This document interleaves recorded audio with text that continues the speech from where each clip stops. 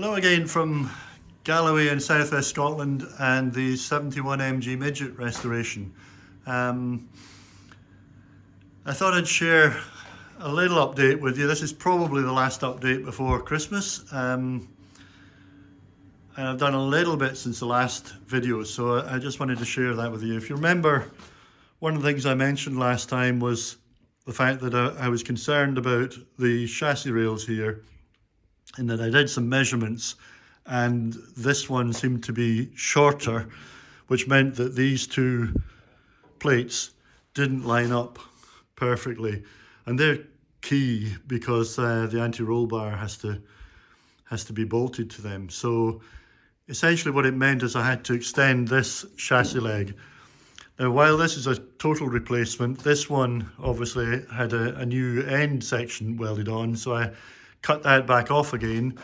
I previously, before I realised that I had to replace the whole thing here, I previously had a new end section there, so I still had that. So I basically chopped a chunk off it and welded it in here. So I welded it on this side and on the opposite side. I haven't welded it here because I'll do that when I flip the thing over.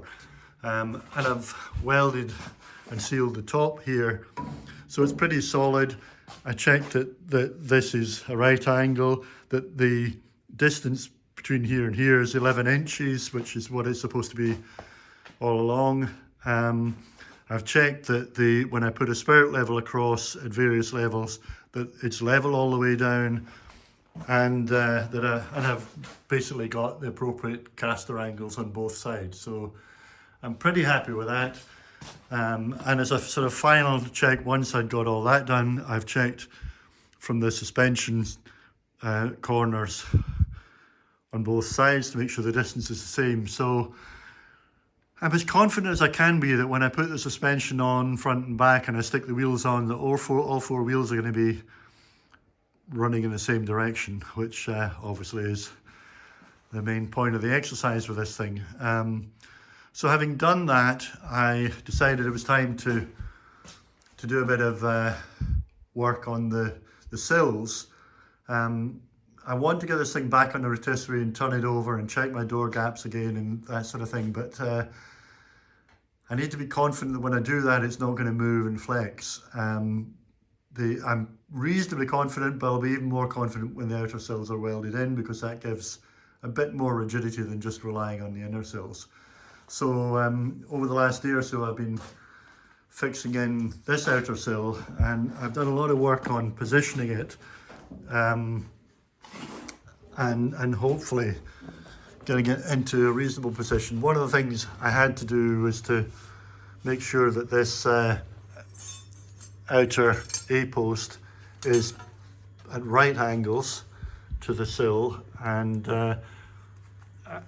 if I just stick that in there, it is. Now, it wasn't initially, because I'm aware that the inner A-post was maybe slightly off in terms of position. Moved a little bit during the welding process, I think. So I needed to be able to move this along, and I've done that by shaving a little bit off the inner A-post, the side of the inner A-post. That gives me the ability to move this from side to side a bit.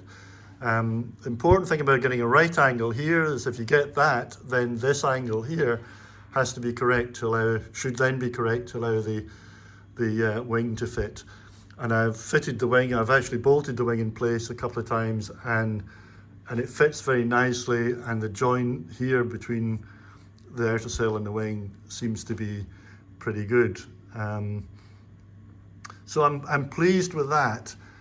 But then one of the problems I have is that I don't have the inner wheel arches in place, so I don't quite know how that's all going to sit in terms of the wing fitting to the inner wheel arches until I actually get them on, and I'm not going to get them on until I turn the thing up the other way.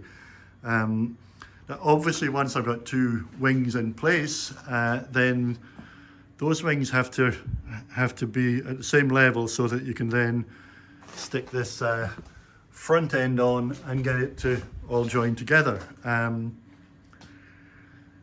And you know, without being, I can't be 100% confident about that until I've got the the inner wheel arches in place. So all I can do is try and make sure that these two sills are running on the same level. So I've been fitting them both, and I've been running spirit levels across at various levels to make sure that they are running on the same level. Therefore, when I attach the wings, if I get the right angles on both outer A posts, put the wings on, the wings should be at the same level. Whether it's the correct level or not, I guess, remains to be seen, but I can't really do any more than that. So I've been doing that, and I went ahead and welded this one in place earlier today, thinking that that's a good place to end for the time being before I come back to this car again. Unfortunately, that's where things went awry a bit, because I welded these, spot welded these, and they're really pretty solid all the way along here.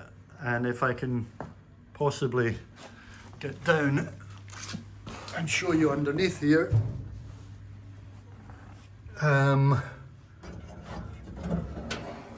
I've got pretty reasonable penetration through the flange of that floor there, and it actually looks not too bad all the way along. Penetration on the bottom end here onto the bottom part of the inner sill is less clear cut, I have to say, and so I'm not surprised to find that this has popped a bit on the bottom, the inner sill here, that the welds haven't taken. So some of them at this end are pretty solid, but when you get along here, they're not so great. See, these are some of the last ones I did.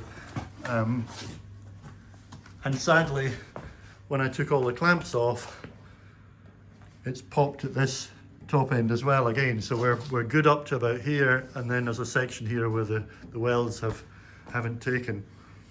There may be a couple of reasons for that. I'm thinking the most likely reason is that I was having some problems with the wire feed on my MIG. I've got the settings, you know, where I've done all the other spot welds, and you can see I can get good penetration, and it seems to have worked, but I was getting a bit of an intermittent stuttering wire feed at times, and I think that may have meant that I wasn't really getting good penetration. So I'm going to have to grind them out and redo them, which is a bit of a pain.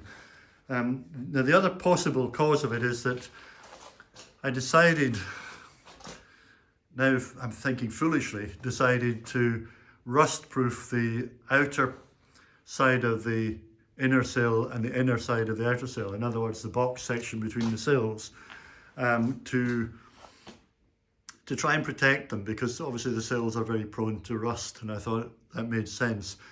I tried to keep it away from the edges, but I may have contaminated them, partly because what I used initially was this stuff, wax oil for rust proofing. Now this is great stuff for filling in spraying into box sections. It is an absolute pain, an absolute nightmare to use, because it goes pretty solid very easily, especially when the temperature, as it is here at the moment, is 0 and below.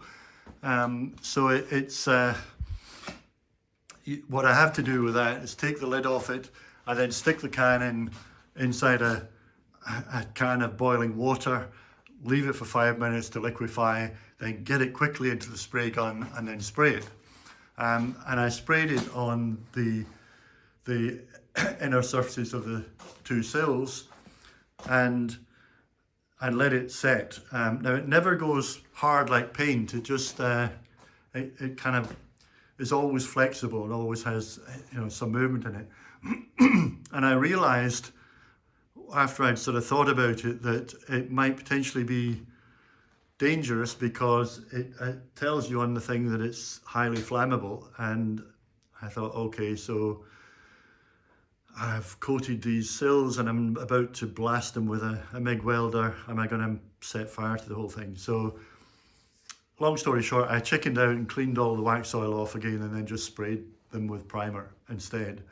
And I'm wondering if in that process I've left, some of it has got onto these edges and contaminated it, and it's prevented it from joining up. So a bit of a problem there.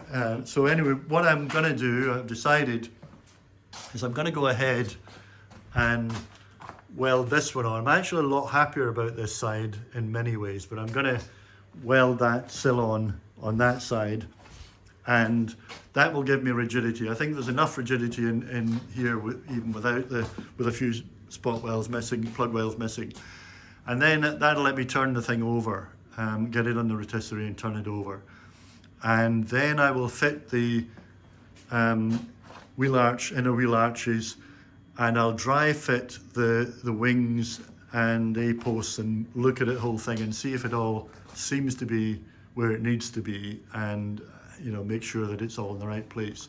If that means that I've got the sills in the ideal position, which I think I have and hope I have, then I'll go ahead and try and redo the dodgy spot welds. If on the other hand I discover that it's all skew whiff and I can't, it's not going to join up correctly, and I'm going to have to reposition the sills, then I guess I'm going to have to take them all off again. But let's hope that doesn't come to that, and all I'm doing is a bit of tidying up later on. So that's kind of where I am. I'm getting close to having this thing ready to put on the rotisserie and flip over. I might get this sill done tomorrow before I have to go and do something less exciting. But anyway, it'll probably be next year, after the new year, before I can post again. So that's all for now, folks. Keep watching, subscribe if you haven't subscribed, give me some thoughts in your comments below, comment section below, and in the meantime, have a great Christmas and a good new year, and I'll see you in 2025.